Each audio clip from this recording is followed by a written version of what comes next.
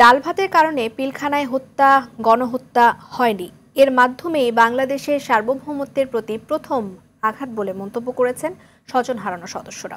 সেনাবাহিনী এবং বিডিআর এর মধ্যে হত্যাকাণ্ড ঘটার মতো কোনো বিষয় ছিল না বলেও মন্তব্য করেন তারা। বিডিআর হত্যাকাণ্ডের গঠিত নতুন কমিশনের প্রতি সর্বোচ্চ আস্থা রেখে দোষীদের বিচার এবং নির্দোষদের কারামুক্তির দাবি করা হয়। রিপোর্ট করছেন সুফিয়ান ফারাবি। এই বিষয় নিয়ে আমরা বিডিআর হত্যাকাণ্ড বাংলাদেশের সার্বভৌমত্বের কফিনে পেরেক শীর্ষক আলোচনা সভার আয়োজন করে সার্বভৌমত্ব আন্দোলন। এতে উপস্থিত হন হত্যাকাণ্ডের শিকার মানুষদের পরিবারের সদস্য ও বিশিষ্টজনেরা। অংশ নিয়ে পরিবারের সদস্যরা নিজেদের পরিবারের সদস্যদের সঙ্গে নিজেদের স্মৃতির কথা তুলে ধরেন। এটা কোনো বিদ্রোহ না, তৎকালীন সরকার এটা একটা পরিকল্পিতভাবে হত্যাকাণ্ড করেছেন, যে হত্যাকাণ্ডে আমার 57 সেনা কর্মকর্তা সহ সর্বমোট 74 জনকে শহীদ করেছেন। তোমাকে তুই 9 মাসে আমি কোনো টাইম দিতে পারিনি, 2 মাসের ছুটি নিচ্ছি, তোমাকে আর বাবুটাকে আমি অনেক সময় দেব।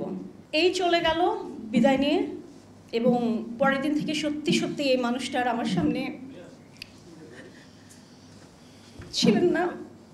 ফ্যাসিবাদী শাসক বিডিআর হত্যাকাণ্ডের দিনে বিপিএল আয়োজন করে জাতিকে ভুলিয়ে রাখার চেষ্টা করত বলে মন্তব্য করেন বিশেষজ্ঞরা। বলেন ধামাচাপা দেওয়ার নানান অপচেষ্টার কথা। যখনই 25শে ফেব্রুয়ারি 26শে ফেব্রুয়ারি আসতো, আমাদের কাছাকাছি হতো, হঠাৎ করে দেখবেন তখন ক্রিকেটের মৌসুম, একটা ক্রিকেট দিয়ে জাতিকে ভুলিয়ে দেওয়া হতো। এটা সেনাবাহিনী প্রধান, এই সেনাবাহিনীকে টিকিয়ে রাখতে হবে। সেনাবাহিনী শেষ হয়ে যায়, দেশটা শেষ হয়ে যাবে। আমার মনে হয় মজ্জাগতভাবে তিনি খুনি, আর সেই জন্যই তার নামে লেখা এখন ঢাকার পোস্টারে যেখানে যান দেয়ালে দেখবেন খুনি আছে না। এটা কি আমি দিয়েছি? এটা সাধারণ মানুষ দিয়েছে। তার মানে তারা সবাই জানে এই হত্যাকাণ্ডের জন্য তিনিই দায়ী।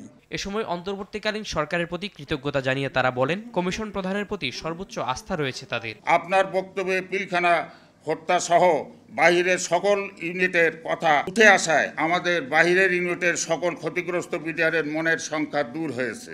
সুষ্ঠু বিচারের মাধ্যমে দোষীদের শাস্তি ও নির্যাতিত সদস্যদের মুক্তির দাবি তোলা হয়। কোর্টের দিন স্থায়ী মুক্তি বা জামিন দেওয়ার আবেদন। সুফিয়ান ফারাবি, RTV, ঢাকা।